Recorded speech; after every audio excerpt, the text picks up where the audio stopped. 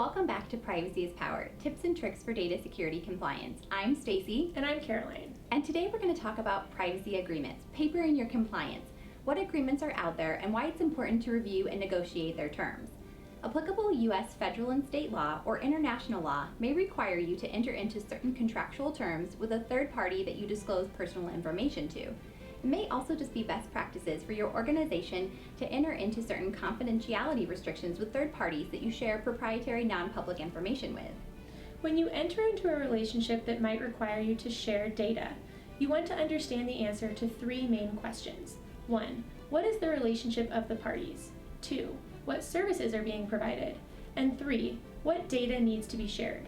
Understanding the answers to these questions will drive the type of contract or data privacy agreement that you should have in place. Let's walk through an example. Under HIPAA, a health plan, healthcare provider, or healthcare clearinghouse must enter into what's called a business associate agreement with each of its vendors that may have access to, use, disclose, or share what's called protected health information.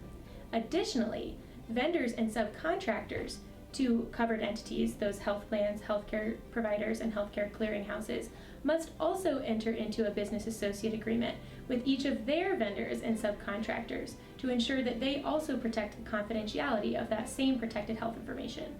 Caroline's absolutely right. HIPAA is a great example at the federal level. And at the state level, you have California's Consumer Privacy Act, which requires organizations that are required to comply with the CCPA to enter into certain contractual terms with any service provider that they disclose California resident information to. Those restrictions must include use, disclosure, and retention requirements in order to ensure that the service provider properly only uses the information collected in order to perform the services they've been engaged for. Also, on the international front, you have EU's General Data Protection Regulations, which require organizations that collect and control the processing of EU resident information to enter into certain contractual terms with any processor or a service provider that is performing any use, disclosure, retention, hosting, storage of the information, and require them to comply with certain terms. These processors could be simple organizations that you contract with every day, like your hosting provider or other IT providers, and could also include your payroll provider or some of your benefit administrators. So it's very common that you're sharing this personal information if you're collecting EU resident data and giving it to a service provider who is then performing processing. And remember, it's not just the controller or the collector of personal information that has to comply with these legal terms. In many jurisdictions, like EU under GDPR, processors have to comply with the legal requirements as well. And it's important to understand that if you're a processor, you're performing those service provider terms for your clients, you're hosting, storing, accessing, transmitting personal information on your client's behalf, that you flow down any requirements to any sub-processor that you engage with. If you don't, you could leave the door open for legal liability on your behalf back to your client and have no recourse back against your service provider.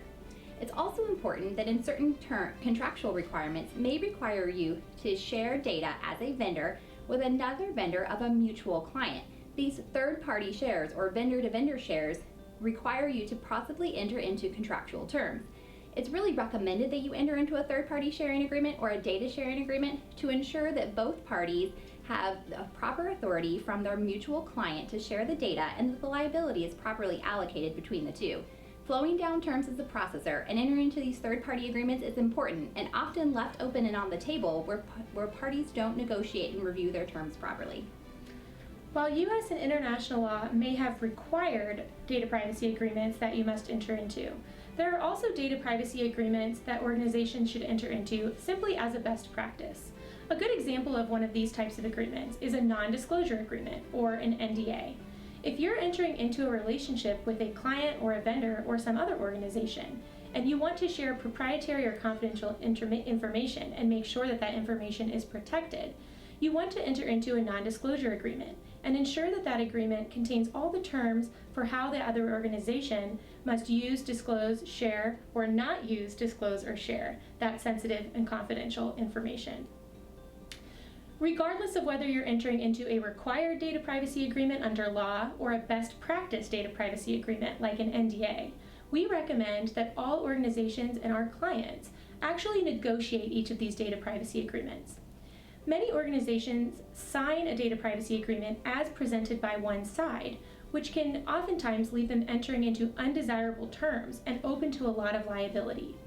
A lot of organizations think that data privacy agreements are simply form agreements and they're non-negotiable as presented. But in a world where data privacy breaches come with such high dollar liability, it's more important than ever to negotiate these agreements. Whether you're legally required to enter into these contractual terms, or as Caroline mentioned, it's just a best practice, your data has value, and not protecting it properly can be costly and detrimental for your organization. The McGrath North Data Privacy and Cybersecurity team can not only create form agreements that put you in a better position of power when entering into a new relationship and entering into a new agreement, but we can also actually help our clients negotiate each of these types of data privacy agreements described in this vlog today. Reach out to McGrath North's Privacy and Cybersecurity team for assistance. Thanks for watching. Privacy is power. We'll see you next month.